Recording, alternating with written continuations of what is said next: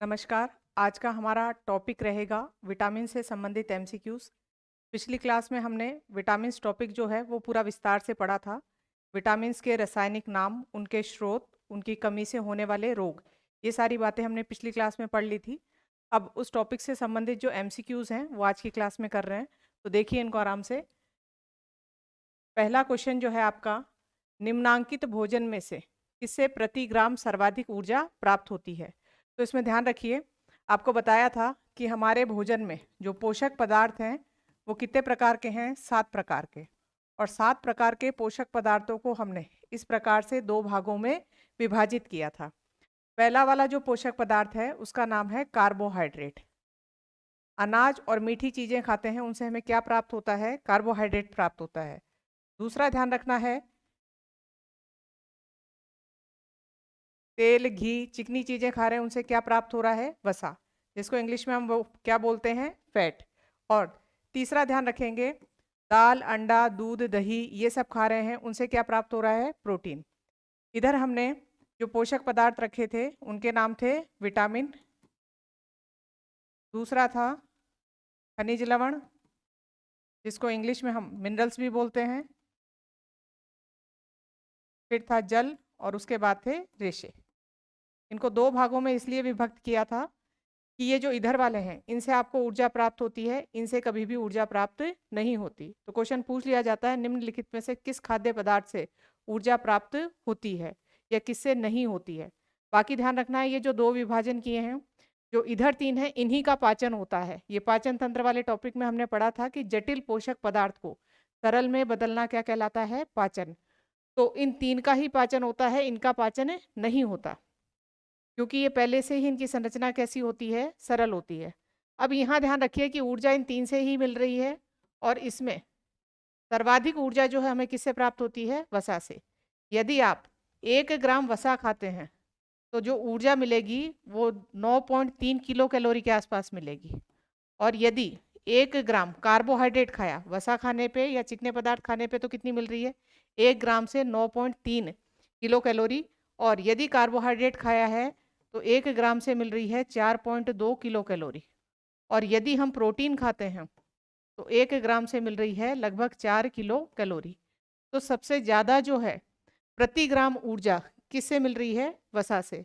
तो क्वेश्चन यही पूछा है कि भोजन में किससे प्रति ग्राम सर्वाधिक ऊर्जा प्राप्त होती है। तो यहाँ जो 4 ऑप्शन दिख रहे हैं उसमें ऊर्जा देने वाला जो है वो कार्बोहाइड्रेट भी है, प्रोटीन है, वसा है, लेकिन प्रति ग्राम किससे मिल रही है, वसा से। यहाँ आपको और चीज़ें भी बताई थी। हमारे खाने में ऊर्जा का मुख्य स्रोत है कार्बोहाइड्रेट। उसके बाद यदि हम भूख हड़ताल करते हैं या डाइटिंग कर रहे हैं तो कार्बोहाइड्रेट यदि शरीर में नहीं भेज रहे हैं तो आपको ऊर्जा कौन देगा, वसा। और वसा यानी चर्बी शरीर की पूरी समाप्त हो चुकी है तो अंत में जो ऊर्जा है वो कौन देता है, प्रोटीन। तो शरीर की जब प्रोटीन खत्म होने लगती है उस हद तक डाइटिंग जो है वो सही नहीं रहती है।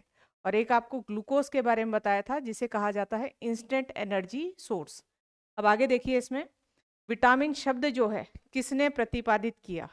तो विटामिन शब्द जो है ये फंक ने दिया था। विटामिन्स के बारे में पढ़ रहे थे तो एक नाम तो याद रखना है आपको, हॉपकिंस का। विटामिन की खोज किसने की थी, हॉपकिंस ने। और विटामिन शब्द जो है वो किसने दिया है, फंक ने। उसके बाद आगे देखिए, निम्नलिखित में से यौगिक के किस समूह को सहायक आहार कारक कहते हैं। यहाँ ध्यान रखिए, ये भोजन में आपको बताए जा रहे हैं 7 पोषक पदार्थ हैं, उसमें इनकी मात्रा क्या रहती है, ज़्यादा रहती है। इधर वाले जो हैं इनकी मात्रा, विटामिन, खनिज लवण की मात्रा बहुत कम रहती है। ये आहार के मुख्य कारक हैं और ये सहायक कारक कहलाते हैं। तो विटामिन की बात कर रहे हैं, विटामिन को क्या कहा जाता है, सहायक आहार कारक। तो इसमें ऑप्शन रहेगा ये, वसा और जो प्रोटीन है उसकी मात्रा हमारे खाने में विटामिन की अपेक्षा क्या रहती है, ज़्यादा रहती है। निम्नलिखित में से किसे रक्षात्मक पदार्थ कहा जाता है। तो यहाँ ध्यान रखिए इसी चीज़ से कि ये जो 3 पदार्थ हैं ये आपको ऊर्जा दे रहे हैं। विटामिन आपको ऊर्जा नहीं देता, विटामिन हमें रोगों से बचाता है और इसकी बहुत ही अल्प मात्रा की जरूरी होती है शरीर में। और इसे रोगों से बचाने के कारण क्या कहा जाता है, रक्षात्मक पदार्थ। तो रक्षात्मक पदार्थ किसे कहते हैं, विटामिन को। तभी विटामिन की कमी से, अलग अलग विटामिन की कमी से अलग अलग प्रकार के रोग होते हैं।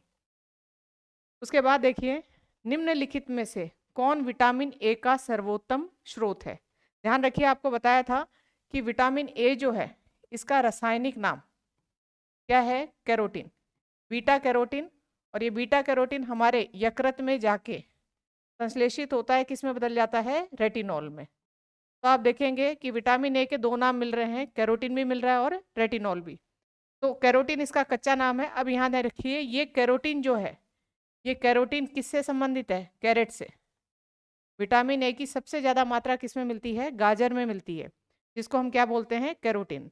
कैरोटीन आपको ये भी बताया था कि कैरोटीन एक प्रकार का वर्णक है, कलर देने वाला पदार्थ है, जो दो प्रकार के रंग देता है, एक तो लाल और एक ऐसा पीला। तो गाजर के अंदर देखोगे तो आपको लाल रंग जो है किसके कारण है? कैरोटीन की वजह से। पपीते के अंदर या पके हुए आम के अंदर जो पीला रंग है वो किसकी वजह से है? कैरोटीन की वजह से। तो ये दो प्रकार के रंग देता है। तो यहाँ विटामिन ए का सर्वोत्तम स्रोत पूछा जाए तो कौन है? गाजर। उसके बाद आगे देखिए, मानव शरीर में विटामिन ए कहाँ भंडारित होता है? जब हमने विटामिन में ये पढ़ा था कि इनको दो वर्गों में इस तरीके से बांट रहे हैं, कुछ तो जल में घुलने वाले हैं और कुछ विटामिन किस में घुलने वाले हैं? वसा में। तो इसमें ध्यान रखना है, जल में घुलने वाले दो विटामिन थे, बी और सी। विटामिन बी और सी किस में घुल जाते हैं? जल में। बाकी जो बच गए ए, डी, ई और के, ये वसा में घुलनशील विटामिन है। यहाँ आपने पढ़ा था कि जल में घुलने के कारण मानव के यूरिन में जो है इनका उत्सर्जन हो जाता है, किसका? बी और सी का। लेकिन बाकी जो विटामिन है यदि हम एक्स्ट्रा खा गए हैं तो हमारे शरीर में स्टोर रहते हैं, और वो स्टोर जो है किस अंग में रहते हैं? यकृत में। तो यहाँ ध्यान रखेंगे, पूछा गया है मानव शरीर में विटामिन ए कहाँ भंडारित होता है? तो विटामिन ए ही नहीं, बाकी जो वसा में घुलनशील विटामिन है वो भी स्टोर रहते हैं। कहाँ स्टोर रहते हैं? यकृत में। यकृत का जो इंग्लिश वाला नाम है वो हमें क्या कहा जाता है? लीवर कहा जाता है। उसके बाद आगे देखिए, इसमें निम्नलिखित में से यौगिक के किस समूह को सहायक कारक कहा जाता है? तो ये क्वेश्चन रिपीट हुआ है, सहायक आहार जो कारक है वही ध्यान रखना है, कौन सा है? विटामिन। उसके बाद अगला क्वेश्चन देखिए, वसा में घुलनशील विटामिन कौन सा नहीं है? फिर आपको बताया था जैसे ही नहीं वाले क्वेश्चन आते हैं आपको सर्किल करना है ताकि आप आंसर ढूंढें, तब तक थोड़ा अवेयर रहें कि क्या चीज़ ढूंढनी है, कि कौन सा वसा में घुलनशील नहीं है। वसा में घुलनशील नहीं है इसका मतलब किस में घुलनशील है? जल में घुलनशील वाले ढूंढने हैं। तो जल में हमने पढ़े थे कौन से घुलनशील हैं? बी और सी। तो इसमें जो सी वाला ऑप्शन है जिसमें क्या दे रखा है? विटामिन बी और सी, ये जो है इसका सही उत्तर होगा। उसके बाद अगला क्वेश्चन देखिए, वसा में घुलनशील विटामिन कौन से हैं? नहीं वाला नहीं ढूंढना है, क्या पूछना है? कि वसा में घुलनशील कौन से हैं। तो वही दो याद रखिए कि बी और सी तो किस में घुलनशील थे? जल में। और वसा वाले कौन से थे? ए, डी, ई, के। वसा वाले ढूंढने हैं। अब डायरेक्ट नाम नहीं दे रखे, इनके रासायनिक नाम दे रखे हैं। तो ध्यान रखिए, जैसे पहला वाला क्वेश्चन है, इसमें पहला वाला ऑप्शन टोकोफेरॉल, आपको बताया था कि टोक लगने वाला कौन सा विटामिन? ई। नियासिन जो नाम है वो किस विटामिन का है? विटामिन B3 का। अब ये देख लीजिए आपकी बी विटामिन आ गया, यानी ये जल में घुलनशील है। तो ये वाला जो ऑप्शन है इसमें जल में घुलनशील विटामिन आ चुका है। साइनोकोबालामिन, साइनोकोबालामिन विटामिन B12 है जिसमें कोबाल्ट धातु पाई जाती है। तो पहला ऑप्शन तो आपका गलत हो गया क्योंकि ये जल में घुलनशील इसमें विटामिन आ चुके हैं। दूसरा ऑप्शन देखिए, कैल्सीफेरॉल, कैल्शियम वाला विटामिन, हड्डियों को मजबूत रखने वाला विटामिन कौन सा था? डी। वो थोड़ी ट्रिक आपको इसीलिए बताई थी ताकि रासायनिक नाम इस तरीके से याद आ जाए। अगला है कैरोटीन, कैरोटीन कैरेट वाला, गाजर वाला कौन सा हो गया? Vitamin A. टोकोफेरॉल, सौंदर्य विटामिन किसे कहा जाता है? विटामिन ई को। उसी पे टोक लग रही है तो टोकोफेरॉल कौन सा हो गया? ई। अब इसको देखिए, डी, ए और कौन सा है? ई। तो ये ऑप्शन सही बैठ रहा है। ये किस में घुलनशील है? वसा में घुलनशील है। बाकी और ऑप्शन भी चेक कर लीजिए। ये लिख रखा है एस्कॉर्बिक एसिड, आपको बताया था एसिड जो है अम्ल, उसका स्वाद कैसा होता है? खट्टा। तो विटामिन सी जो है उसका नाम क्या है? Ascorbic acid. उसके बाद क्योंकि विटामिन सी जो है खट्टे पदार्थों में पाया जाता है, खट्टे पदार्थों को या फूड या फ्रूट होते हैं उन्हें सीट्रस फूड कहते हैं। लेकिन इस सीट्रस नाम से ये ध्यान नहीं रखना है कि विटामिन सी का रासायनिक नाम है सिट्रिक एसिड। एग्जाम में कंफ्यूज हो जाते हो, सिट्रिक एसिड नाम नहीं है, क्या नाम है? Ascorbic acid. उसके बाद आगे देखिए, कैल्सीफेरॉल जो है वही कैल्शियम वाला, हड्डियों को मजबूत रखने वाला कौन सा हो गया? डी। राइबोफ्लेविन जो है वो B2 का नाम है। अब यहाँ देख लीजिए सी और बी आ रहे हैं, यानी ये किस में घुलनशील है, जल में घुलनशील है। फिर उसके बाद ध्यान रखना है बी थाइमिन, थाइमिन जो है वो किसका नाम है, B1 का। कैरोटीन, फिर कैरेट वाला कौन सा हो गया, बी ए हो गया। उसके बाद ध्यान रखेंगे बायोटीन, बायोटीन जो है B7 को कहा जाता है। तो बी वाले फिर आ गए, यहाँ सी आ गए, इसके मतलब ये दोनों किस में है, जल में घुलनशील हैं, उनका समूह है। तो पूरी तरीके से वसा में घुलनशील समूह ये मिल रहा है आपको, तो ऑप्शन हो जाएगा बी। उसके बाद आगे देखिए, निम्नलिखित में से कौन सा विटामिन पानी में घुलनशील है, तो विटामिन बी और सी। यहाँ थोड़ा प्रिंटिंग मिस्टेक है, इसमें दूसरा वाला जो ऑप्शन है विटामिन बी और सी जल में घुलनशील हैं। जल में घुलनशील होने के कारण इस पे आधारित कई क्वेश्चन पूछे जाते हैं, वो आपको बताए थे। एक क्वेश्चन और देखिए, एक क्वेश्चन ये पूछा जाता है कि खाना पकाने के क्रम में, भोजन जब पका रहे हैं खाना पकाने के क्रम में, या फिर क्वेश्चन ऐसे पूछा जाता है तेज आंच पे खुले बर्तन में खाना पकाने में कौन से विटामिन नष्ट हो जाते हैं। तो तेज आंच में और खुले बर्तन में यदि खाना बना रहे हैं, भाप बन रही है, और जल में घुलनशील कौन से हैं, बी और सी, वो भाप के साथ उड़ जाएंगे। तो कौन से विटामिन नष्ट होते हैं, बी और सी नष्ट होते हैं। एक क्वेश्चन पूछा जाता है कि मानव के यूरिन में, मानव के यूरिन में कौन से विटामिन होते हैं, बी और सी। और ध्यान रखना है, इसमें आपको एक क्वेश्चन और बताया गया था कि शराबी व्यक्ति है या कोई व्यक्ति चाय कॉफी ज्यादा पीता है, तो शराब, चाय, कॉफी और ग्लूकोज ये ऐसे पदार्थ जो होते हैं, इन पदार्थों को कहा जाता है डाईयूरेटिक पदार्थ। और डाईयूरेटिक पदार्थों का सेवन करने से यूरिन ज़्यादा आता है। तो ज़्यादा यूरिन में बी और सी निकलेंगे, इसका मतलब उस व्यक्ति के शरीर में विटामिन बी और सी की क्या हो जाएगी, कमी हो जाएगी।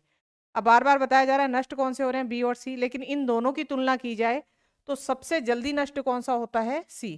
तो यदि आपके पास क्वेश्चन इस तरीके से आए कि सर्वाधिक नष्ट या सबसे जल्दी नष्ट होने वाला विटामिन कौन सा है, 4 ऑप्शन दे रखे हैं, उसमें बी अलग है और सी अलग है, तो आपको क्या टिक करना है, सी, क्योंकि सबसे पहले नष्ट कौन सा होता है, सी।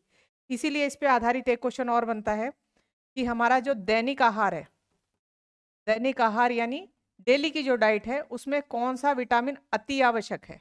तो डेली की डाइट में आपको विटामिन सी यानी खट्टे पदार्थ लेना जरूरी है। उसका कारण है कि विटामिन सी हमारे शरीर में स्टोर नहीं रहता, जितना शरीर ने काम लिया है ठीक है, बाकी सारा जो है वो यूरिन में निकल चुका है। तो हर दिन की डाइट में विटामिन सी जो है होना ज़रूरी है। बाकी विटामिन शरीर में जैसे ए, डी, ई, के वो यकृत में स्टोर मिल जाते हैं।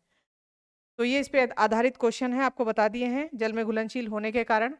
विटामिन ए को किस नाम से जाना जाता है, तो विटामिन ए बताया था, कैरेट वाला नाम कौन सा था, बीटा कैरोटीन।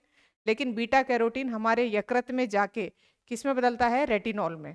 तो जो पूरा संश्लेषित विटामिन ए है उसका नाम क्या है, रेटिनॉल। तो यहाँ कैरोटीन भी मिल सकता है, यह नाम आपको क्या मिल सकता है, रेटिनॉल। उसके बाद ध्यान रखिए, निम्नलिखित में से कौन सा विटामिन ए का उच्चतम स्रोत है। तो वही ध्यान रखना है कि विटामिन ए का उच्चतम स्रोत रासायनिक नाम कैरोटीन, और कैरेट जो है उच्चतम स्रोत है यानी गाजर। अब देखिए ये क्वेश्चन भी एसएससी में पूछा गया है स्रोत से संबंधित, तो आप इसको देख लीजिए। निम्नलिखित में से कौन सा एक विटामिन ए का प्रचुरतम स्रोत है। अब यहां से दिया गया, ये ऑप्शन में सेब है, ये सेब, पपीता, अमरूद और आम। आपको मैंने बताया था कि विटामिन ए के यदि स्रोत पूछें तो एक तो ध्यान रखना है, सबसे पहला स्रोत तो गाजर है ही, दूसरा इसमें पालक है, और पीले फल याद रखने हैं। अब पीले फल में दोनों आ गए, पपीता और पका हुआ आम आ गया, लेकिन एसएससी ने आंसर किसको माना है, आम को, तो पीले फल के अंदर ये आ गया। तो अगर ये दोनों अलग अलग आ जाएं तो आम जो है विटामिन ए का बहुत अच्छा स्रोत है। एक और इसमें बताया था आपको, गोल्डन राइस, जिसे हम बोलते हैं सुनहरा चावल। गोल्डन राइस जो है एक परजीवी फसल है। कैसी फसल है, परजीवी फसल है। ये परजीवी जीव जो होते हैं, इसके बारे में हम जो आनुवांशिकी वाला चैप्टर है उसमें पढ़ेंगे। तो परजीवी में वांछित जो है जीन डाल दिए जाते हैं, और ये चावल होके भी, चावल वैसे मुख्य स्रोत किसका है, कार्बोहाइड्रेट का। आपको बताया था कि अनाज और मीठी चीज जो हम खा रहे हैं उसमें क्या प्राप्त हो रहा है हमें, कार्बोहाइड्रेट। लेकिन ये चावल ऐसा बना दिया है कि इसमें किसकी मात्रा है, विटामिन ए की मात्रा है। ये परजीवी फसल है। तो गोल्डन राइस विटामिन ए के अच्छा स्रोत है, तो ये स्रोत ध्यान रखेंगे। उसके बाद अगला क्वेश्चन देखिए, मानव शरीर में विटामिन ए भंडारित होता है, तो विटामिन ए जो है वो कहाँ भंडारित होता है? यकृत में।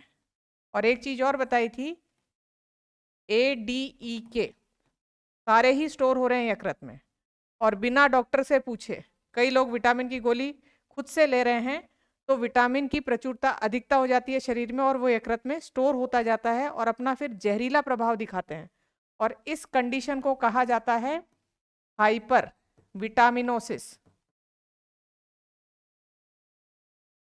हाइपर विटामिनोसिस यानी विटामिन की क्या हो गई है? अधिकता। अब इसमें क्वेश्चन पूछा जाता है कि विटामिन की अधिकता या हाइपर विटामिनोसिस के कारण कौन सा अंग प्रभावित होता है? तो कौन सा अंग प्रभावित होता है? यकृत प्रभावित होता है। उसके बाद आगे देखिए, इसमें अगला है गोल्डन चावल या गोल्डन राइस एक प्रचुरतम स्रोत है। अभी बताया था आपको, परजीनी फसल है, इसका अच्छा स्रोत है विटामिन ए का। उसके बाद कौन सा विटामिन प्रतिरक्षा प्रदान करता है? तो विटामिन ए जो है ये दो काम करता है, एक तो हमारी आंखों की देखभाल करता है, दूसरा इसमें ध्यान रखना है प्रतिरक्षा, यानी इम्यून सिस्टम हमारा मेंटेन रखता है, रोगों से लड़ने की क्षमता जो है उसको बढ़ाता है। आंख से संबंधित आपको दो रोग बताए थे, यदि विटामिन ए खाने में कम खाया है तो एक तो आपको बताया था क्या हो सकता है? रतौंधी। रतौंधी के अंदर रात में दिखाई देना बंद हो जाता है, जिसे इंग्लिश में कहा जाता है नाइट ब्लाइंडनेस। और एक आपको बताया था जीरोप्थेल्मिया। जीरोप्थेल्मिया में जो हमारी आंख की कॉर्निया है वो सूख जाती है, कॉर्निया का सूखना। तो दोनों रोग किससे संबंधित हैं? आंख से। तो विटामिन ए जो है एक तो आंख के लिए और एक हमारे प्रतिरक्षी तंत्र को मजबूत करने के लिए जरूरी होता है। यहाँ एक चीज और ध्यान रखिए, ये ऑप्थेल्मो नाम जहाँ पे भी मिले ये किससे संबंधित है? आंख से। आंखों का अध्ययन जो है, आंख से संबंधित जो अध्ययन है उसे कहा जाता है ऑप्थेल्मोलॉजी। उसके बाद आगे देखिए, इसमें यहाँ कॉर्निया के बारे में भी एक क्वेश्चन पूछा जाता है कि जब नेत्रदान किया जाता है तो नेत्रदान में क्या पूरी आंख दान होती है? कौन सी चीज काम आती है आंख की? लेंस काम आता है या क्या काम आता है? तो हमारे आंख में जो पहले सबसे ऊपर झिल्ली जो है वो पतली झिल्ली जो कि कैसी होती है? ट्रांसपेरेंट होती है, पारदर्शी झिल्ली होती है, उसको हम क्या बोलते हैं? कॉर्निया। ये पतली झिल्ली जो है यही काम आती है, इसी का प्रत्यारोपण किया जाता है। एक व्यक्ति से नेत्रदान कराकर दूसरे व्यक्ति में जब ट्रांसप्लांट कर रहे हैं तो आंख का लेंस, रेटिना, ये सब ट्रांसप्लांट नहीं किया जाता। किसको ट्रांसप्लांट करते हैं? कॉर्निया को। उसके बाद आगे देखिए, इसमें विटामिन ए की कमी से कौन सा रोग हो सकता है? तो इसमें पहला ही ऑप्शन मिल रहा है, विटामिन ए की कमी से कौन सा रोग हो सकता है? रतौंधी। अब देखिए, इसमें अगला क्वेश्चन है सूक्ष्म अक्षिकोप का मनुष्य में प्रकोप किस विटामिन की कमी से होता है? अब ये शुद्ध हिंदी आ गई है। अब ये किसको कहा जाता है? अभी जो हमने ये रोग पढ़ा था कौन सा? जीरोप्थेल्मिया। जीरोप्थेल्मिया में क्या बताया था? कॉर्निया सूख जाती है। तो इस नाम के टुकड़े कीजिए आप। सूक्ष्म, सूक्ष्म यानी सूखना, और अक्षी यानी आंख। आंख की कॉर्निया का सूखना किस विटामिन की कमी से होता है? विटामिन ए की कमी से। इसीलिए थोड़े इंग्लिश वाले नाम भी ध्यान रखने हैं आपको। यदि इस साइड नहीं समझ में आता है हिंदी वाली साइड में, तो आप इंग्लिश वाली साइड देखिए, वो नाम जो है हमको साइंस में थोड़े समझ में आ जाते हैं। उसके बाद देखिए, इसमें निम्नलिखित में से किस विटामिन में नाइट्रोजन होता है? विटामिन जो हम ले रहे हैं उसमें ये कारक पाए जाते हैं, ये तत्व, कार्बन, हाइड्रोजन और ऑक्सीजन। लेकिन जो बी कॉम्प्लेक्स विटामिन था थोड़ा स्पेशल, जिसमें बहुत सारे विटामिन पढ़े थे हमने, B1, B2, B3, B5, उसके अंदर कार्बन, हाइड्रोजन, ऑक्सीजन और एक तत्व और पाया जाता है जिसे हम क्या बोलते हैं? नाइट्रोजन। तो विटामिन बी के अंदर क्या मिलेगा? नाइट्रोजन मिलेगा एक्स्ट्रा, बाकी कार्बन, हाइड्रोजन और ऑक्सीजन सब में पाए जाते हैं। उसके बाद है नियासिन, जो विटामिन बी कॉम्प्लेक्स ग्रुप का एक विटामिन है, उसकी कमी से कौन सा रोग होता है? तो ध्यान रखिए, विटामिन B3 जो था उस B3 का नाम था नियासिन, और नियासिन की कमी से रोग हो रहा था पेलेग्रा। पेलेग्रा रोग के बारे में आपको बताया था, इसे 3D या 4D सिंड्रोम कहते हैं। 3D या 4D सिंड्रोम इसलिए कहा जाता है, ये जो 4D हैं, पहला डी डायरिया, डायरिया का मतलब दस्त। दूसरा डी था डर्मेटाइटिस, डर्मेटाइटिस यानी त्वचा से संबंधित रोग। तीसरा डी था डिमेंशिया, डिमेंशिया का अर्थ मानसिक रोग।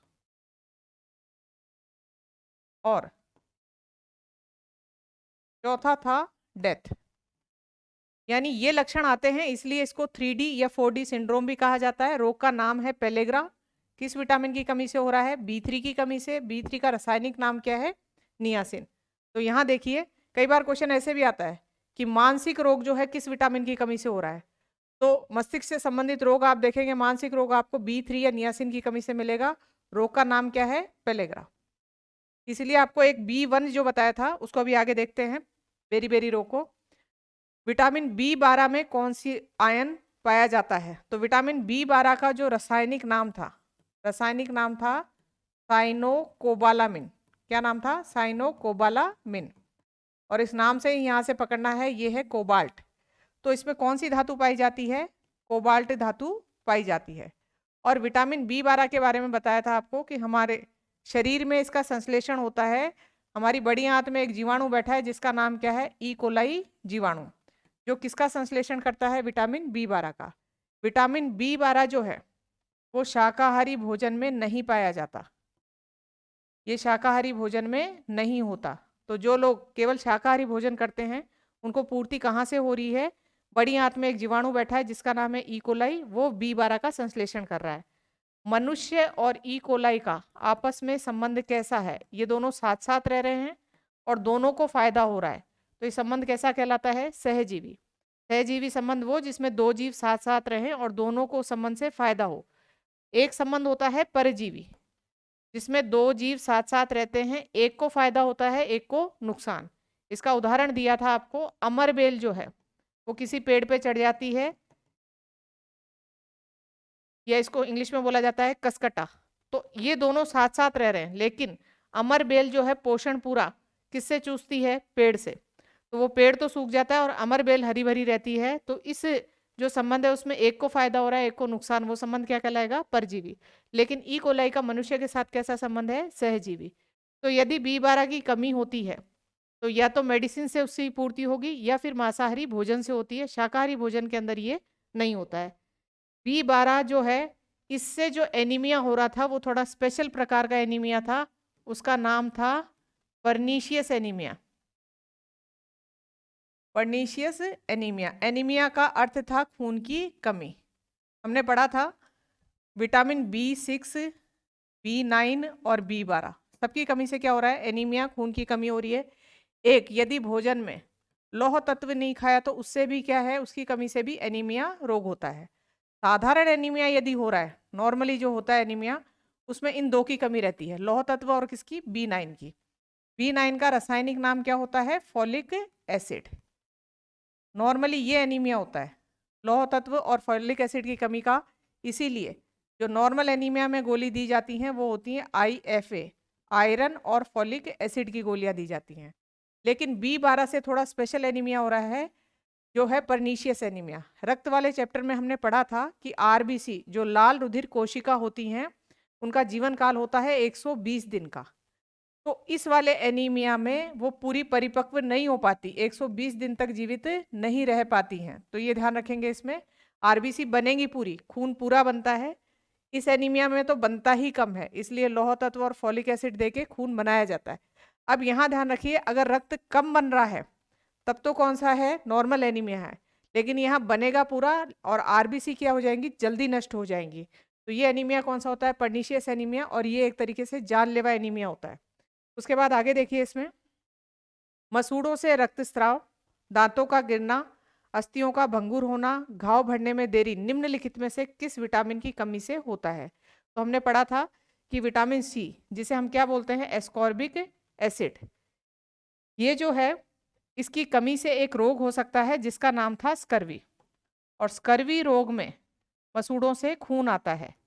जब स्कर्वी रोग पढ़ाया गया था तो उस समय ये चीज़ ध्यान रखनी है, एक रोग है स्कर्वी और एक रोग है पायरिया।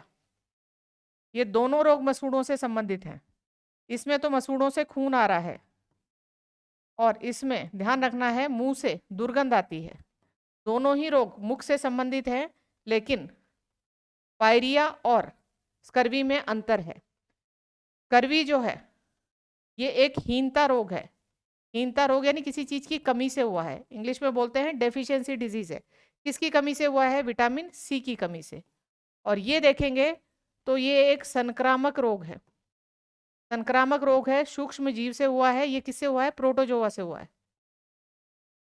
अब दोनों का इलाज भी अलग अलग होगा। ये किसकी कमी से हुआ है? सी की कमी से। तो इसमें सी की पूर्ति करनी पड़ेगी। विटामिन सी की पूर्ति या तो खट्टे पदार्थ खा के या मेडिसिन से। पायरिया में संक्रामक रोग है तो प्रोटोजोआ को खत्म करने के लिए एंटीबायोटिक दवाइयां वगैरह दी जाएंगी। तो पायरिया और स्कर्वी रोग है, इनको आपस में मिक्स नहीं करना है। कई बार क्वेश्चन आता भी है कि पायरिया रोग जो है उसमें किससे जो है आराम मिलता है, तो उत्तर में दिया होता है कि पायरिया रोग में विटामिन सी जो है उसकी पूर्ति करनी चाहिए। तो पायरिया और विटामिन सी जो है इसका आपस में कोई संबंध नहीं है। खाली ये कंफ्यूज इसलिए हो जाते हैं क्योंकि दोनों जो है मसूड़ों से संबंधित रोग है। उसके बाद आगे देखिए, इसमें आपको एक चीज और बताई थी कि ये जो स्कर्वी रोग है ये नाविकों को ज्यादा होता है, इसलिए इसे सेलर्स डिजीज कहते हैं या नाविकों का रोग कहा जाता है। क्योंकि जो लंबी समुद्री यात्राएं करते हैं वो नाविक जो है उनके खाने में एक तो चावल और मछली ये ज्यादा होता है, खट्टे पदार्थ जो हैं वो नहीं मिल पाते, इसलिए इनको ये रोग ज्यादा होता है। तो रोग का नाम ही क्या रख दिया गया? नाविक रोग या सेलर्स डिजीज। उसके बाद है किस विटामिन की कमी से स्कर्वी होता है? अभी पढ़ा था, कौन सा है? Vitamin C. उसके बाद देखिए निम्नलिखित में से कौन विटामिन सी का सबसे अच्छा स्रोत है? आपको बताया कि सारे खट्टे पदार्थ, और खट्टे पदार्थों को हम क्या बोलते हैं? सीट्रस फ्रूट बोलते हैं। अब ये सीट्रस जो नाम है ये किससे संबंधित है? खट्टे से। अब यहाँ देखेंगे संतरा खट्टा है और आंवला खट्टा है, लेकिन आपसे पूछा गया सबसे अच्छा स्रोत, तो सबसे अच्छा स्रोत कौन सा है? आंवला। एक चीज और आपको बताई थी, दूध कंप्लीट फूड है, दूध में सभी विटामिन पाए जाते हैं, लेकिन दूध में विटामिन सी नहीं पाया जाता है। उसमें आगे और देखिए, एक बताया था कि हरी मिर्च जो है स्वाद में खट्टी नहीं होती है, लेकिन हरी मिर्च भी जो है विटामिन सी का अच्छा स्रोत है। और सबसे अच्छा स्रोत पूछा जाए तो कौन सा है? आंवला।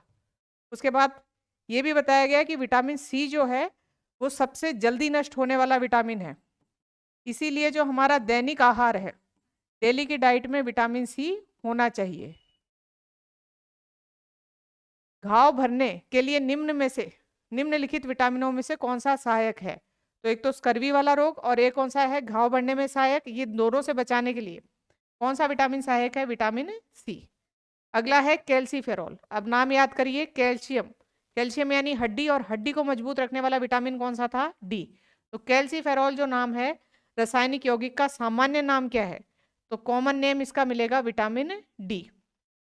ये ए बी सी डी ये तो है कॉमन नेम, और यहाँ जो ये कैल्सीफेरॉल, थायमिन, ये नाम याद कर रहे हैं, कैसे नाम है? रासायनिक नाम है।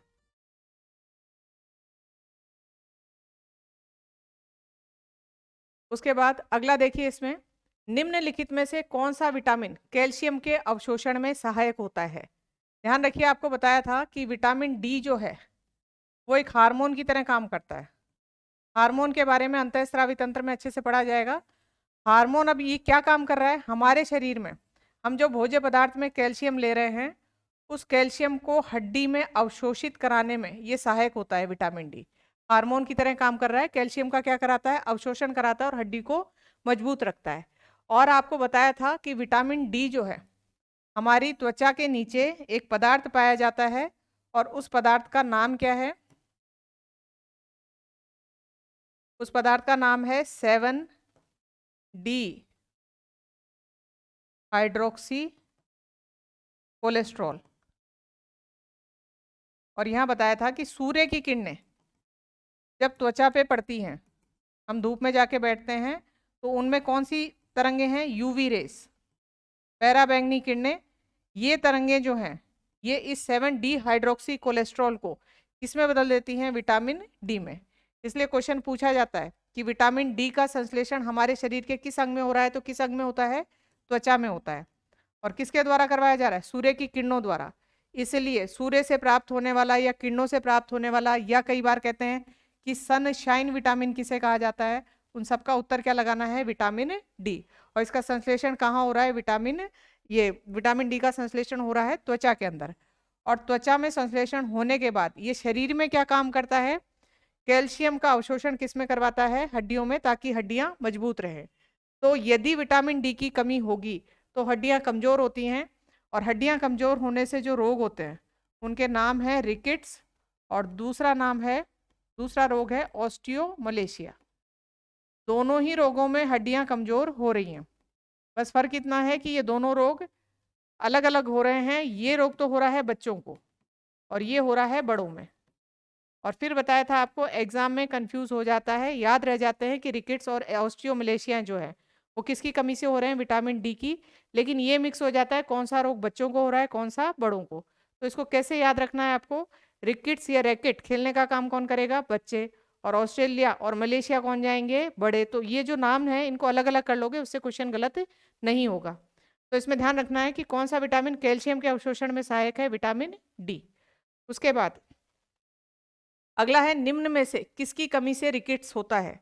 तो अभी देखा रिकेट्स किसकी कमी से होता है? विटामिन डी की कमी से। और रिकेट्स रोग जो है इसमें हड्डियां कमजोर हो रही हैं, किसकी? बच्चों की। और वो दूसरा नाम क्या था? ऑस्टियोमलेशिया। एक और बताया था आपको, ऑस्टियो शब्द कहीं पे भी आए, ऑस्टियो शब्द किससे संबंधित है? हड्डियों से। हड्डी या अस्थि, तो अस्थियों से संबंधित यदि अध्ययन कर रहे हो तो उसको क्या बोला जाएगा? ऑस्टियोलॉजी। ठीक है, अब अगला क्वेश्चन हम देखते हैं। अगर एक व्यक्ति रिकेट्स से पीड़ित है तो उस व्यक्ति में कमी है। तो अभी हमने पढ़ा कि रिकेट्स और ऑस्टियोमलेशिया जो रोग है हड्डियों से संबंधित रोग हैं, और किसकी कमी से होते हैं? विटामिन डी की कमी से। और रिकेट्स रोग जो है, रिकेट्स रोग जो है वो किस में होता है? बच्चों में। और ऑस्टियोमलेशिया रोग जो है वो किस में होता है? बड़ों में। अगला है, खालिस्तान में दे रखा है, खालिस्तान में विटामिन डी सबसे ज्यादा होता है, कि विटामिन डी जो है वो सबसे ज्यादा किस में है? अब इसमें एक चीज ध्यान रखिए, हमने विटामिन के 2 वर्गीकरण किए थे, जल में घुलनशील थे बी और सी, और वसा में जो घुलनशील थे वो थे ए, डी, ई और के। इनका एक बहुत अच्छा स्रोत बताया था आपको, मछली के यकृत का जो तेल होता है, क्योंकि वसा में घुलनशील हैं तो मछली के यकृत के तेल में बहुत अच्छी मात्रा में मिलते हैं ये विटामिन। और इनमें भी सबसे ज्यादा अच्छी मात्रा में कौन सा मिलता है? डी मिलता है। अब जिस मछली के यकृत में पाया जाता है उस मछली यानी किस्म का नाम है कॉड, और यकृत को क्या कहा जाता है? लीवर। और तेल को हम क्या बोल देते हैं? ऑयल। तो कॉड लिवर ऑयल जो है वो अच्छा स्रोत है ए, डी, ई, के का, लेकिन उनमें भी सबसे ज्यादा मात्रा में क्या मिलता है? डी मिलता है। और कॉड लिवर ऑयल हमें कहाँ प्राप्त होगा? कैप्सूल्स के अंदर ये तेल आता है, 7 सीज या सी कॉड के नाम से कैप्सूल्स आते हैं, जिसमें ए, डी, ई, के की अच्छी मात्रा होती है, लेकिन उसमें भी सबसे ज्यादा मात्रा पूछी जाए तो किसकी प्राप्त होती है? डी की। तो यहाँ ध्यान रखिए कि विटामिन डी सबसे ज्यादा किस में होता है? सरसों के तेल में, जैतून का तेल, कॉड लिवर ऑयल, सूरजमुखी का तेल। तो यहाँ ध्यान रखेंगे, इसका उत्तर होगा कॉड लिवर ऑयल। इसका हिंदी नाम भी लिखा आ सकता है मछली के यकृत का तेल। उसके बाद देखिए, ऐसा कौन सा विटामिन है जिसकी अत्यधिक मात्रा के सेवन से ये शरीर में संग्रहित ही जाते हैं और घातक प्रभाव डालते हैं? आपको बताया था, वही वर्गीकरण याद रखना है कि जल में घुलनशील विटामिन जो हैं वो शरीर में स्टोर नहीं होंगे। यदि इनकी हमारे भोजन में अधिकता भी हो जाती है तो यूरिन में उत्सर्जित हो जाते हैं। लेकिन जो वसा में घुलनशील ए, डी, ई, के ये विटामिन है, ये हमारे शरीर में स्टोर हो जाते हैं। और किस अंग में स्टोर होते हैं? यकृत में। और बताया भी था कि यदि इनकी अधिकता हो जाती है तो ये अपना जहरीला प्रभाव दिखाते हैं, जिसे हम हाइपर विटामिनोसिस कहते हैं। तो यहाँ देखिए कि कौन सा विटामिन जो है संग्रहित होगा। पहला दे रखा है बी कॉम्प्लेक्स, तो बी तो जल में घुलनशील है, यूरिन में निकल जाएगा। बी और सी ये दोनों भी नहीं हो सकते। यहाँ दे रखा है ए, ई और सी, ई तो स्टोर हो सकता है लेकिन सी स्टोर नहीं होगा, तो तीसरा ऑप्शन नहीं है। चौथा ऑप्शन देखिए ए और डी, तो ए और डी दोनों ही वसा में घुलनशील हैं और ये शरीर में स्टोर होंगे, तो इसका उत्तर आएगा चौथा ऑप्शन। उसके बाद आगे देखिए, इसमें यह विटामिन टोकोफेरॉल होता है। फिर याद रखिए विटामिन ई जो है, विटामिन ई के बारे में हमने पढ़ा था कि एक तो ये सौंदर्य विटामिन कहलाता है क्योंकि त्वचा और बालों के चमक में सहायक होता है। दूसरा ध्यान रखना है ये प्रजनन में सहायक होता है, इसलिए इसको फर्टिलिटी विटामिन भी कहते हैं। और फिर बताया था कि इसका रासायनिक नाम याद करने के लिए ट्रिक याद करनी है, टोक वाली। तो इसका नाम जो था वो क्या था? टोकोफेरॉल। तो आसानी से आप इसका नाम पकड़ जाओगे। निम्नलिखित में से बाकी विटामिन ई को ध्यान रखने के लिए कि विटामिन ई सौंदर्य विटामिन कहलाता है, उसको ध्यान रखने के लिए ये देखिए, घर में जितने भी सौंदर्य प्रसाधन होते हैं, क्रीम है, लोशन है या कोई तेल है, तो उसमें क्या लिखा आता है? विटामिन ई से भरपूर। या आप टीवी पे ऐड देखिए, इन चीज़ों के ऐड आते हैं तो उसमें बोला जाता है विटामिन ई से भरपूर, यानी सौंदर्य विटामिन कौन सा है? Vitamin E. उसके बाद देखिए, निम्न में से कौन सा विटामिन ई का एक अच्छा स्रोत है? तो विटामिन ई जो है वो मांसाहारी पदार्थों में नहीं मिलता है। विटामिन ई जो है अच्छा स्रोत आपको कहाँ मिल जाएगा? ताजी सब्जियों के अंदर। विटामिन ई के अच्छे स्रोत भी बताए थे आपको। विटामिन ई के अच्छे स्रोत जो है, सबसे अच्छे स्रोत है नट्स, यानी जो ड्राई फ्रूट्स है, मूंगफली है, ये सबसे अच्छे स्रोत है। उसके बाद आगे देखिए, इसमें विटामिन ई का महत्वपूर्ण स्रोत निम्न में से कौन सा है? तो यहाँ ध्यान रखेंगे, इसका ये क्वेश्चन आया हुआ है, इसलिए आपको ये बताया है, ये स्रोत और याद करना है आपको। एक गेहूं अंकुर का तेल आता है, गेहूं अंकुर का तेल, वो भी विटामिन ई का सबसे अच्छा स्रोत है, और ये आया हुआ क्वेश्चन है, तो इसे ध्यान रखेंगे हम। उसके बाद आगे देखें, विटामिन ई के बारे में ये भी बताया था कि चॉकलेट्स में भी विटामिन ई पाया जाता है, लेकिन भारतीय चॉकलेट जो हैं वो स्वास्थ्य के लिए हानिकारक मानी जा रही है। उसमें एक तत्व मिल रहा है, वो कौन सा है? निकिल। ये भारी धातु पाई जाती है, उसकी वजह से चॉकलेट जो है वो स्वास्थ्य के लिए हानिकारक है, क्योंकि ये तत्व जो है कैंसर जनक माना जाता है। अब भारतीय चॉकलेट में जबरदस्ती निकिल मिलाया जा रहा है क्या? तो ये ध्यान रखना है, चॉकलेट्स में मिलाया नहीं जाता। जो हमारा वायु है, आसपास की वायु है, उसमें प्रदूषण में निकिल धातु है, और चॉकलेट्स की जो जमने की या ठंडी करने की प्रक्रिया होती है, उस समय निकिल धातु उसमें मिक्स हो जाती है। उसके बाद आगे देखिए, अगला है विटामिन के विशिष्ट भूमिका किसके संश्लेषण में है? तो आपको बताया था विटामिन के जो है रक्त का थक्का जमाता है। रक्त का थक्का जमाना, जिसे रक्त स्कंदन भी कहते हैं, इंग्लिश में ब्लड की क्लॉटिंग कहते हैं। और हमने रक्त वाले चैप्टर में पढ़ा था पूरा कि ब्लड की क्लॉटिंग होना या रक्त का थक्का जमना एक सरल प्रक्रिया नहीं है, जटिल प्रक्रिया है, जिसमें 4-5 रासायनिक अभिक्रियाएं पढ़ी थी हमने। उसमें थ्रोम्बिन प्रोथ्रोम्बिन नाम पढ़े थे। तो ये थ्रोम्बिन प्रोथ्रोम्बिन जो यकृत में बन रहे हैं, और ये जो हैं, इनमें इनको बनाने में कौन सहायक होता है? विटामिन के। तो अब देखिए यहाँ पे, एल्ब्यूमिन प्रतिरक्षी बनाने में, ग्लोबुलिन बनाने में, या प्रोथ्रोम्बिन। तो प्रोथ्रोम्बिन जो है थक्का जमाने में सहायक होता है, तो इसको बनाने में कौन सहायक है? विटामिन के।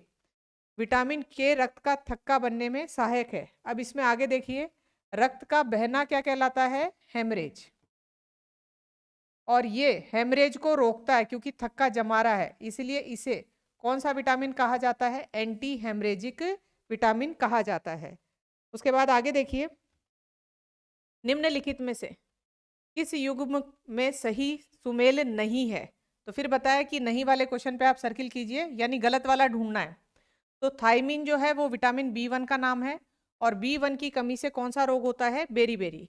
ये भी बताया गया था कि बेरी रोग किससे संबंधित है? हृदय से। इसलिए क्वेश्चन आता है कि किस विटामिन की कमी से हृदय आघात आ सकता है, हार्ट अटैक आ सकता है? विटामिन बी1 की कमी से। बेरी या जो थाइमिन है, इसके बारे में एक और पढ़ा था कि यदि कोई व्यक्ति लंबे समय तक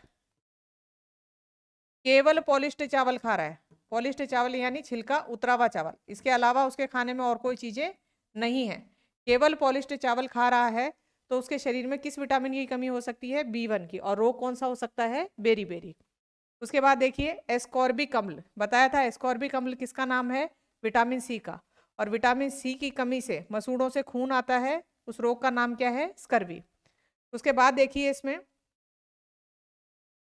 थोड़ा इस ऑप्शन को सही कीजिए, यहाँ है विटामिन के, विटामिन के। अब देखिए दूसरा है, तीसरा है विटामिन ए। विटामिन ए से क्या होती है? वर्णांता। विटामिन ए का रासायनिक नाम पढ़ा था, रेटिनॉल, और क्या थी? कैरोटीन। विटामिन ए की कमी से होने वाले रोग 2 आंखों के रोग थे, और उन 2 रोगों में क्या नाम था? एक तो था रतौंधी, जिसे हम क्या बोल रहे हैं? Night blindness. और एक रोग था जीरोप्थेल्मिया। जीरोप्थेल्मिया में आंख की कॉर्निया सूख रही थी, और उसका शुद्ध हिंदी नाम अभी देखा था हमने, जिसका नाम था सूक्ष्म अक्षी कोप, जिसमें कॉर्निया सूख रही है। ये 2 रोग हो रहे हैं, रतौंधी और कौन सा है? जीरोप्थेल्मिया। ये रोग है तो आंख से ही संबंधित। वर्णांधता, वर्णांधता जिसे हम इंग्लिश में बोलते हैं कलर ब्लाइंडनेस, लेकिन ये विटामिन ए की कमी से नहीं होता, इसको मिक्स नहीं करना है। विटामिन वर्णांधता जो है वो एक आनुवांशिक रोग है, और आनुवांशिकी वाले चैप्टर में हम इसे पूरा पढ़ेंगे। ये कैसा रोग है? आनुवांशिक रोग है। और वर्णांधता के अंदर वर्ण किसे कहते हैं? कलर को। और कलर आपस में डिफ्रेंशिएट नहीं हो पाते, मिक्स हो जाते हैं।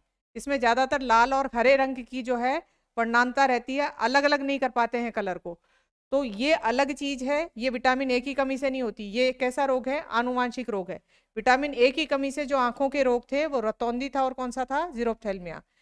ये भी आंख का है, लेकिन कंफ्यूज ना हो, ये कैसा रोग है? आनुवांशिक रोग है। तो क्या पूछा है? निम्नलिखित में से किस युग में सही सुमेल नहीं है? तो ये वाला सही सुमेल नहीं है कि विटामिन ए से क्या होती है? इसकी कमी से वर्णांधता आती है। चौथा ऑप्शन दे रखा है विटामिन के की कमी से। विटामिन के का संबंध किससे है? रक्त जमना से, तो ये ऑप्शन सही है। उसके बाद आगे देखिए, निम्नलिखित विटामिन में से कौन सा एक रक्त स्कंदन में कार्य करता है? रक्त स्कंदन यानी ब्लड क्लॉटिंग, रक्त का जमना, अभी पढ़ा है विटामिन के। और विटामिन के का रासायनिक नाम भी इसके कार्य से याद करना था हमें। रक्त का जमना, रक्त का जमना यानी कुछ फिल कर रहा है, भर रहा है।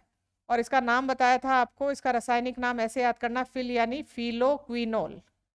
तो जो 4 ऑप्शन होंगे उसमें से पकड़ जाओगे यदि विटामिन के का रासायनिक नाम पूछा जाए तो। उसके बाद आगे देखिए, अधोलिखित में से कौन सा यौगिक एक विटामिन नहीं है? अब ये कुछ नाम दे रखे हैं, इसमें से पूछ रहे हैं कौन सा विटामिन नहीं है। पहला है नियासिन। तो नियासिन B3 विटामिन है, उसका रासायनिक नाम क्या है? नियासिन। ये रिबोफ्लेविन लिख रखा है, राइबोफ्लेविन जो नाम है वो विटामिन B2 का है। नियासिन की कमी से होने वाला रोग था पेलेग्रा, और अभी बताया था इसे 3D या 4D सिंड्रोम कहा जाता है। उसके बाद राइबोफ्लेविन जो है B2 का नाम है, और इससे जो रोग होता है, इसमें होठ के किनारे कट जाते हैं, उसे कहा जाता है किलोसिस। यह रोग को बोला जाता है राइबोफ्लेविनोसिस। फिर देख लीजिए पायरिडॉक्सिन, विटामिन B6 जो है उसे पायरिडॉक्सिन कहा जाता है, और इसकी कमी से रोग होता है एनीमिया, खून की कमी। ये जो नाम दे रखा है थायरोक्सिन, थायरोक्सिन जो है हार्मोन है, और ये हम अंतःस्रावी तंत्र में पढ़ेंगे। तो ये ध्यान रखना है कि निम्नलिखित में से कौन सा एक विटामिन नहीं है। तो इसका उत्तर कौन सा आएगा? ये थायरोक्सिन वाला। उसके बाद आगे देखिए, सूची 1 को सूची 2 से सुमेलित कीजिए और सूचियों के नीचे दिए गए कूट का प्रयोग कर कर सही उत्तर चुनिए। तो यहाँ देखिए, विटामिन सी जो है खट्टे पदार्थों में मिल रहा है, और इसकी कमी से कौन सा रोग हो सकता है? स्कर्वी। फॉलिक एसिड आपको बताया था, आयरन और फॉलिक एसिड की गोलियां दी जाती हैं, खून की कमी हो जाती है तो रोग का नाम तो होता है एनीमिया, और उसे और हिंदी में क्या कहा जा सकता है? रक्त अल्पता। तो पहला है विटामिन सी, यानी ऑप्शन ए का ऑप्शन कौन सा बैठ रहा है? 4। तो ए जो है उसके लिए कौन सा है? 4। तो ए में यदि आप 4 देखेंगे तो इधर भी आ रहा है, इधर भी आ रहा है, और इसमें भी है। तो इन 2 के अंदर आपको छांटने हैं। फॉलिक एसिड का हो गया, रक्त अल्पता यानी बी का कौन सा हो गया? तीसरा। बी का तीसरा सही है। विटामिन ए की कमी से कौन सा रोग होता है? रतौंधी। ध्यान रखना है, वर्णांधता नहीं होता है विटामिन ए की कमी से। तो सी का ऑप्शन आ गया पहला। उसके बाद B1 की कमी से कौन सा रोग है? Beriberi. तो आपका ये वाला जो ऑप्शन है ये सही है। उसके बाद आगे देखें, अगला क्वेश्चन है, विटामिन और रोग के निम्नलिखित युग्मों से कौन सा सही सुमेलित है? फिर वही सर्किल कर लें कि कौन सा सही है, वो चुनना है हमें। तो विटामिन ए की कमी से रिकेट्स नहीं होता। विटामिन ए की कमी से होने वाले रोग थे रतौंधी और जीरोफ्थैल्मिया। रिकेट्स जो है वो किसकी कमी से होता है? विटामिन डी की कमी से। तो ये ऑप्शन गलत हो गया, हमें ढूंढना कौन सा है? सही वाला। विटामिन B1 की कमी से कौन सा होता है? बेरी बेरी, ये सही है। और बेरी बेरी में कौन सा अंग प्रभावित होता है? हृदय। उसके बाद है विटामिन सी की कमी से कौन सा रोग होता है? स्कर्वी, जिसमें मसूड़े प्रभावित हो रहे हैं। तो ये दोनों ऑप्शन सही हैं, दूसरा और तीसरा। तो इन कूटों में यदि देखेंगे तो कौन सा आएगा? दूसरा और तीसरा। ऐसे जो क्वेश्चंस थोड़े बड़े आते हैं उनका भी ध्यान रखना है। एग्जाम में जल्दबाजी में क्या करते हैं आप, यहाँ तक ही देखा, यहाँ पढ़ा, सही मिल गया, और ऑप्शन क्या टिक लगा देते हैं? यहीं से देख के टिक लगा देते हैं। अब इस क्वेश्चन में तो दूसरा ऑप्शन और बी ऑप्शन दोनों मिल रहे हैं, कोई बात नहीं है, लेकिन ये 2 और 3 यदि यहाँ लिखा हो सी ऑप्शन में तो अपना आंसर क्या हो जाता है? गलत हो जाता है। तो क्वेश्चन को पूरा पढ़ें कि क्वेश्चन नीचे और है भी। उसके बाद आगे देखिए, निम्नलिखित युग्मों में से कौन सा सुमेलित नहीं है, फिर इसको सर्किल करें कि कौन सा ढूंढना है, गलत वाला ढूंढना है। तो थायमिन जो है, जो कि कौन सा विटामिन है, B1, इसकी कमी से रोग हो रहा है बेरी बेरी, ये सही है। विटामिन डी की कमी से रोग बताए थे आपको, रिकेट्स और कौन सा था, ऑस्टियोमलेशिया। तो इसमें एक चीज और ध्यान रखिए, रिकेट्स जो है उसको सूखा रोग भी कहा जाता है, तो ये ऑप्शन भी सही है और हमें सही नहीं वाला ढूंढना है। विटामिन के जो है, विटामिन के रक्त का थक्का जमाता है, एंटी हेमरेजिक विटामिन कहते हैं। और यहाँ क्या लिख रखा है, बंध्यापन। बंध्यापन जो है या नपुंसकता जो है वो किसकी कमी से आती है, विटामिन ई की कमी से, क्योंकि प्रजनन विटामिन किसको कहा जाता है, विटामिन ई को। तो इसके सामने इधर कौन सा विटामिन आना चाहिए था, ई, जबकि क्या लिख रखा है के, तो के का संबंध तो किससे है, थक्का जमने से, तो इसका उत्तर कौन सा आएगा, ये वाला। अगला है नियासिन, बताया था नियासिन जो है विटामिन B3 को बोलते हैं। रोग कौन सा है, पेलेग्रा, जिसे 4D सिंड्रोम या 3D सिंड्रोम कहा जाता है। उसके बाद आगे ध्यान रखिए, निम्न में से कौन सुमेलित नहीं है, फिर वही सर्किल कर लीजिए, यानी गलत वाला ढूंढना है इसमें। विटामिन सी जो है उसका नाम एस्कॉर्बिक अम्ल है, सही है। या फिर ध्यान रखना, कई बार सिट्रिक अम्ल लिखा आता है, तो सिट्रिक अम्ल नहीं है, कौन सा, एस्कॉर्बिक अम्ल। B1 का रासायनिक नाम थायमिन, ये भी सही है। विटामिन डी का नाम हमने कैसे याद किया था कि डी हड्डी से संबंधित है और हड्डियों में कैल्शियम होता है। डी का नाम स्टार्ट हो रहा था कैल्सीफेरॉल से, तो विटामिन डी जो है उसका नाम क्या है, कैल्सीफेरॉल। और ये रेटिनॉल नाम जो है ये किसका है, विटामिन ए का। तो इसमें सही नहीं ढूंढना था, तो ये वाला ऑप्शन होगा। विटामिन के बताया था, रक्त का थक्का जमना यानी कुछ फिल करना, तो नाम क्या आ रहा है, फिलोक्विनोन। उसके बाद आगे देखिए, ये क्वेश्चंस जो हैं आपके कंप्लीट हो चुके हैं। अब अगला टॉपिक जो है वो हम अंतःस्रावी तंत्र लेंगे। धन्यवाद।